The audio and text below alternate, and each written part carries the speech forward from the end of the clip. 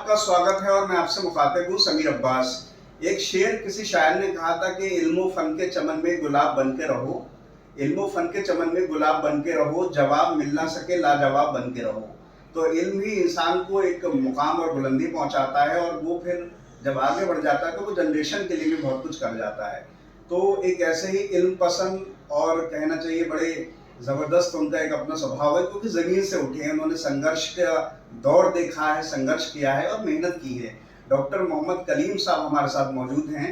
उनका जन्म जो है वो सेथल के पास टांडा एक गांव है वहाँ पर हुआ और उसके बाद उन्होंने शुरुआती पढ़ाई जो है आज़ाद नौरंग इंटर कॉलेज से मुकम्मल की और उसके बाद जब ये सिलसिला आगे बढ़ा तो वो उन्होंने MBBS और जो MD है वो अलीगढ़ मुस्लिम यूनिवर्सिटी से किया।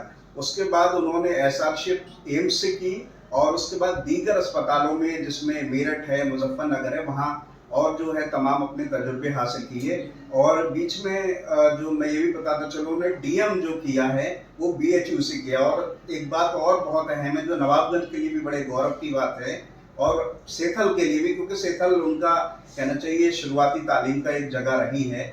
उन्होंने DM BHU से किया और उसमें गोल्ड मेडलिस्ट हासिल किया। तो आज वो हमारे साथ मौजूद हैं गंगाशील हॉस्पिटल में, वो अपनी सेवाएं दे रहे हैं। लगभग 1 साल से ज़्यादा उन्हें यहाँ हो चुका है। DM cardio doctor Mohammad Kaleem हैं, उनसे कार्डिक अरेस्ट के बारे में भी थोड़ा समझने की कोशिश करेंगे, क्योंकि बड़ा चलन में ये लफ्ज़ है और पिछले कुछ सालों में जिस तरह से हम मौत देख रहे हैं लोगों की, डांस करते हुए लोग अचानक एक्सपायर हो जाते हैं, उनका कोई ऐसा रिकॉर्ड भी नहीं होता है और आफ्टर कोविड ये परेशानी ज़्यादा नज़र आ रही है। तो क्या है कार्डिक अरेस्ट, आम जुबान में अगर लोग समझना चाहें क्या लक्षण हो सकते हैं और किस तरह से जब तक, क्योंकि गांव में लोग अगर रहते हैं तो यहाँ तक आए, क्या किस तरह की बेसिक चीज़ें हैं जिससे वो उस वक्त अपना टाइम गुजार सकें? कार्डियक अरेस्ट जैसे मैंने आपको बताया, कार्डियक अरेस्ट होता है कि दिल की पंपिंग जो है एकदम फौरन रुक जाती है, sudden cessation of heart activity कहते हैं इसको। इसकी वजह जो सबसे ज़्यादा इंपॉर्टेंट वजह होती है तो उसका हार्ट अटैक, जैसे बताया मैंने, हार्ट अटैक सबसे इंपॉर्टेंट वजह होती है। अगर कोई बंदा 30 साल 35 साल से ज़्यादा है तो हार्ट अटैक सबसे मुख्य वजह होती है इसकी। इसके अलावा हार्ट की और परेशानी हो सकती है। अगर किसी का दिल जो है मोटा होता है, हाइपरट्रोफिक कार्डियोमायोपैथी होती है यंग में स्पेशली, तो हाइपरट्रोफिक कार्डियोमायोपैथी हो गया। इसके अलावा अगर किसी को पहले से दिल की परेशानी है, पहले से नसों में ब्लॉकेज है, पहले से दिल कमज़ोर है, वॉल में कोई प्रॉब्लम है, वॉल सिकुड़ रहा है, वॉल लीकेज कर रहा है, तो इस और वजह हो सकती है। तो सबसे इम्पोर्टेंट होता है कि हम उसको कैसे हार्ट कार्डियक अरेस्ट से बच सकते हैं। तो सबसे इम्पोर्टेंट इसमें जो होता है कि हम चीज़ों को इग्नोर ना करें। अगर आपको लग रहा है कि चलने फिरने से हल्की फुल्का सीने में दर्द हो रहा है, थोड़ी बहुत सांस फूल रही है या थोड़ी थकावट है, तो आपको फौरन कंसल्ट करना चाहिए। अपना जो बेसिक जांच है, ECG है, एको इसको कराना चाहिए। अगर हमने ये बेसिक कर लिया तो हम इस चीज़ से बच सकते हैं।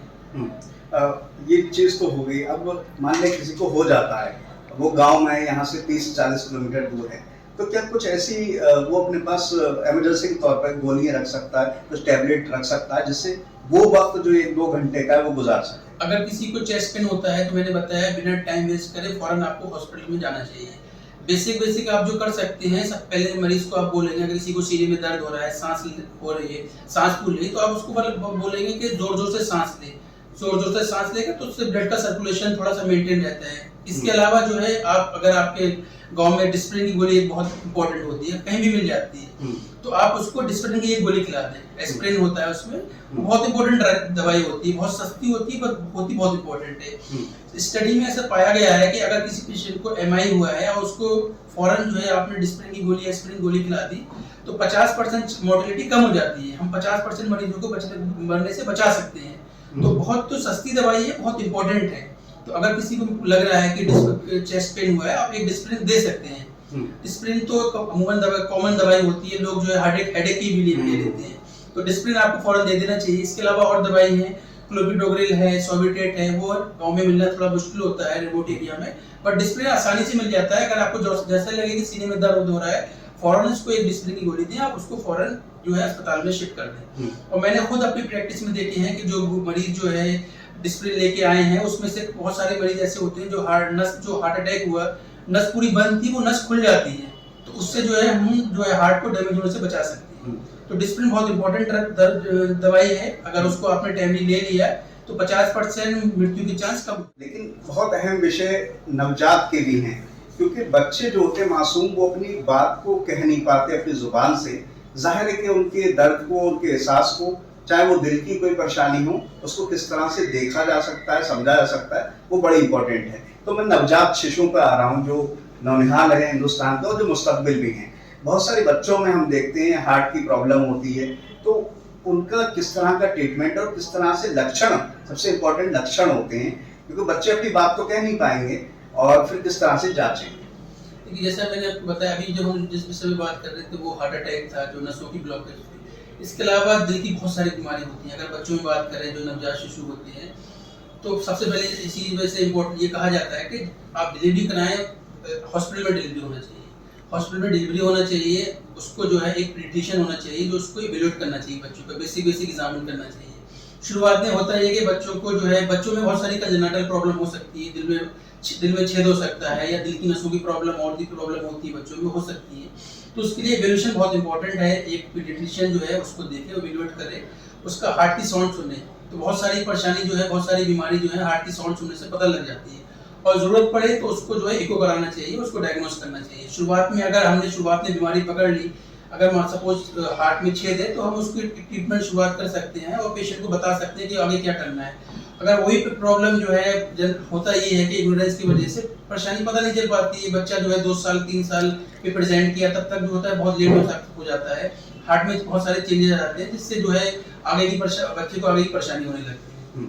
एक बहुत बात निकल के आती है, बच्चों के दिल में छेद, ये क्या है और इसका किस तरह का आज के टाइम में इलाज? जी, मैंने जैसे बताया कि कंजेनिटल प्रॉब्लम होती है, जिस बच्चों हार्ट में 4 चैम्बर होते हैं, दीवार होती है, तो उसमें कभी-कभी दीवारों में छेद रहता है, वो जन्मजात होता है। तो उसको इम्पोर्टेंट होता है कि टाइमली डायग्नोस करना चाहिए। अगर टाइमली डायग्नोस आपने कर लिया है, कुछ इंटरवेंशन अगर आपने कर लिया, तो बच्चे ठीक हो सकते हैं, नॉर्मल लाइफ गुजार सकते हैं। और अगर वही चीज इग्नोरेंस हुआ, तो फिर अगर हार्ट में बहुत सारे चेंजेस हो जाते हैं, फिर उसमें प्रॉब्लम होती है।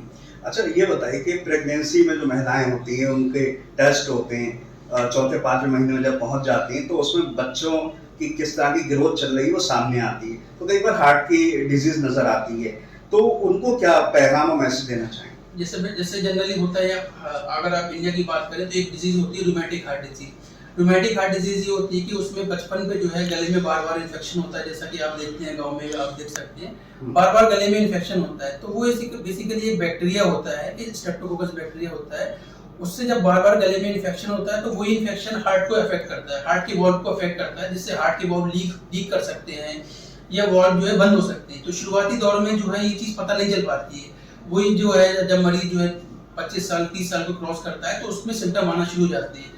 तो जैसे प्रेगनेंसी जो है, प्रेगनेंसी की वजह से भी थोड़ी सांस फूलती है। तो कभी कभी होता ही है कि फिर आपने जो है प्रेगनेंसी रेगुलर फॉलोअप में नहीं लिया, आप डॉक्टर से नहीं मिली प्रेगनेंसी के दौरान, और जब डिलीवरी होती है तो डिलीवरी में सारी चीजें सामने आ जाती है। फिर डिलीवरी में जो है मरीज की बहुत ज्यादा सांस फूलने लगती है, हार्ट फेल हो सकता है। तो फिर अगर आप जब डॉक्टर देखता है तो उसको पता लगता है ये बीमारी इसको पहले से थी, इसको हार्ट का वॉल्व पहले से बंद था, हार्ट का जो है वॉल्व पहले से लीक करता है। और ये चीज अगर टाइमली डायग्नोस हो गई, अगर पहले उस टाइम डायग्नोस हुई होती, तो ये सारी चीजें नहीं होती, हम उसको रोकथाम कर सकते हैं। हमारे लिए अहम बहुत सवाल ये है कि वजहें क्या हैं, मतलब जिस वजह से हम चीज हार्ट को अपनी महफूज रख सकते हैं, सुरक्षित रख सकते हैं। देखिए, हार्ट की वजह जो है मल्टीपल रिस्क फैक्टर होते हैं। इसमें सबसे इम्पोर्टेंट है कि लाइफ स्टाइल, जैसे आपको बताया सेडेंटरी लाइफ स्टाइल इसमें बहुत इंपॉर्टेंट होता है। इसके अलावा डाइटरी हैबिट्स होती हैं, जंक फूड का जो चलन है, फास्ट फूड का जो चलन है, ये बहुत इंपॉर्टेंट रिस्क फैक्टर होता है। इसके अलावा अगर आप बात करें तो स्ट्रेस, आजकल की जो लाइफ स्टाइल है स्ट्रेसफुल है, तो स्ट्रेस आजकल जो स्ट्रेस जो है बहुत इंपॉर्टेंट वजह सामने आई है। पोल्यूशन हो गया, इसके अलावा पेशेंट को डायबिटीज, अनकंट्रोल्ड डायबिटीज है, हाइपरटेंशन है, कोलेस्ट्रॉल बहुत ज़्यादा बढ़ा हुआ है, इसके अलावा स्मोकिंग है, एल्कोहल है, या किसी को फैमिली हिस्ट्री है, ये सारी वजह हो सकती है। हार्ट को किस तरह से फिट रखें, ये एक बड़ा सवाल है, क्योंकि जो फिट है वही हिट है, और यही जिंदगी का फलसफा भी है। तो फिट किस तरह से रखना चाहिए? जैसे मैंने बताया, अगर आपको ब्लड प्रेशर है तो आप ब्लड प्रेशर है, शुगर है, तो रेगुलर हॉस्पिटल में विजिट करना चाहिए, ब्लड प्रेशर शुगर कंट्रोल रखना चाहिए। आप अगर स्मोक करते हैं तो स्मोकिंग को बिल्कुल बंद कर देना चाहिए, एल्कोहल लेते हैं तो एल्कोहल को बिल्कुल बंद कर देना चाहिए। इसके अलावा आपकी लाइफ स्टाइल, अगर सेडेंटरी लाइफ स्टाइल है तो आपको उसको जो है उस पर ध्यान देना चाहिए, एक्सरसाइज करना चाहिए, मेडिटेशन करना चाहिए, योगा करना चाहिए, और खान पान सिंपल खाना चाहिए, बाहर का खाना अवॉइड करना चाहिए। DM cardio doctor Mohammad Kaleem मौजूद हैं। डीएम तक का उनका सफर जो है यकीनन मुश्किल भरा था, लेकिन जो स्टूडेंट खासतौर से नवाबगंज बरेली के डीएम कार्डियो के फील्ड में जाना चाहते हैं, उनसे क्या पैगाम देना चाहते हैं, मैं ये और समझना चाहूँगा, क्योंकि डीएम कार्डियो की जो फील्ड है वो बहुत ब्रॉड है, बहुत कुछ आपके पास संभावनाएं होती हैं, तो उनको क्या पैगाम देंगे? देखिए, कामयाबी के लिए बहुत ज़रूरी है कि कंसिस्टेंसी और रेगुलरिटी। अगर आप कंसिस्टेंट हैं, रेगुलर हैं, आप लोग रेगुलर पढ़ाई कर रहे हैं, तो आप लाइफ में कोई भी गोल है आप उसको अचीव कर सकते हैं। चाहे वो आपको जो है डॉक्टर बनना है, इंजीनियर बनना है या आईएएस आईपीएस करना है, उसके लिए रेगुलरिटी और कंसिस्टेंसी बहुत इंपॉर्टेंट है। आप भले से कम पढ़ें बट रोज पढ़ें, रिवाइज करें। तो अगर ऐसा आप करेंगे तो आप कोई भी गोल अचीव कर सकते हो। कंपटीशन के लिए भी इंपॉर्टेंट होता है कि रेगुलरिटी, कंपटीशन कोई भी हो वो रेगुलरिटी मांगता है आपकी। अगर आप रेगुलर हैं, रेगुलर पढ़ाई कर रहे हैं, रोज पढ़ाई कर रहे हैं, तो आप कोई भी कंपटीशन है उसको आसानी से बीट कर सकते हैं। तो बहुत सारी शुभकामनाएं हैं, दुआएं आपके लिए, आपके हाथ में जो भी केस आए वो कामयाबी की बुलंदी हासिल कर सके, आप इंसानी जो जिंदगी है कीमती उसकी हिफाजत कर सकें, उसको बचा सकें। बहुत सारी शुभकामनाएं आपको। Thank you very much. तो हमारे साथ थे डॉक्टर मोहम्मद कलीम, जिनसे दिल से जुड़े हुए तमाम विषयों पर हमने उनसे बात की।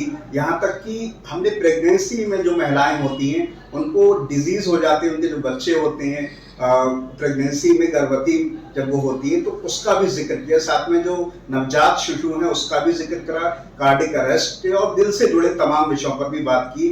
साथ में उन्होंने एक खूबसूरत पैगाम भी दिया जो कि बहुत इंपॉर्टेंट था युवाओं के लिए। हमारी शुभकामनाएं ढेरों। गंगाशील हॉस्पिटल में वो अपनी सेवाएं दे रहे हैं, आप उनसे मिलिए और इस तरह के जो लक्षण नजर आए तो सबसे इम्पोर्टेंट है कि आप वक्त पर दिखाइए ताकि आपकी जिंदगी जो है महफूज रह सके। फिलहाल इन तमाम बातों के साथ मैं समीर अब्बास, अटल न्यूज़।